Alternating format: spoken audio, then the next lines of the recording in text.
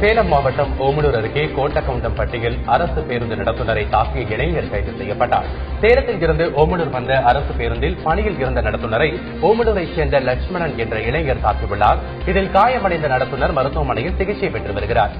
சம்பவம் குறித்து வழக்கு பதிவு செய்த போலீசார் லட்சுமணனை கைது செய்து சிறையில் அடைத்தனர். திருவண்ணாமலை மாவட்டம் செங்கத்தில் ஆட்டோ ஓட்டுநர் ராஜா மற்றும் அவரின் குடும்பத்தினர் மீது தாக்குதல் நடத்திய போலீசார் மீது வழக்கு பதிவு செய்ய கோரி மக்கள் அதிகாரம் அமைப்பு சார்பில் தஞ்சாவூரில் ஆர்ப்பாட்டம் நடைபெற்றது.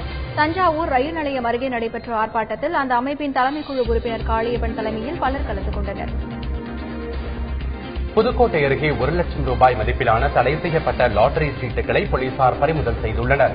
புதுக்கோட்டை நமனசமுத்திரம் கடை வீதியில் லாட்டரி சீட்டுகள் விற்பனை செய்யப்படுவதாக கிடைத்த தகவலை அடுத்து அப்பகுதியில் சோதனை மேற்கொண்ட போலீசார் லாட்டரி சீட்டுகள் மற்றும் 16,000 ரூபாய் ரொக்கத்தை பறிமுதல் செய்துள்ளனர். இதையடுத்து லாட்டரி சீட்டு விற்பனையில் ஈடுபட்ட வெள்ளைசாமி மற்றும் அப்துல் கரீம் ஆகியோரை கைது செய்த போலீசார் திருமயம் நீதிமன்றத்தில் ஆஜர்படுத்தி சிறையில் அடைத்தனர்.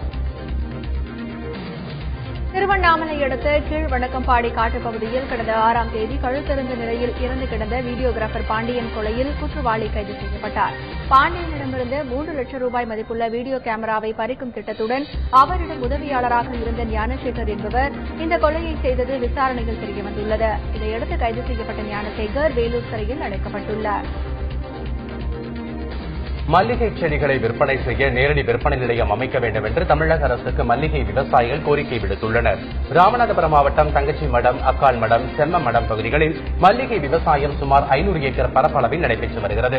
கடந்த ஆண்டை விட இந்த ஆண்டு நல்ல விலை கிடைக்கும் என்று எதிர்பார்த்த நிலையில் அதிக வருவாய் கிடைப்பதை இடைத்தரகர்கள் தடுத்து வருவதாக விவசாயிகள் குற்றம் சாட்டினர்.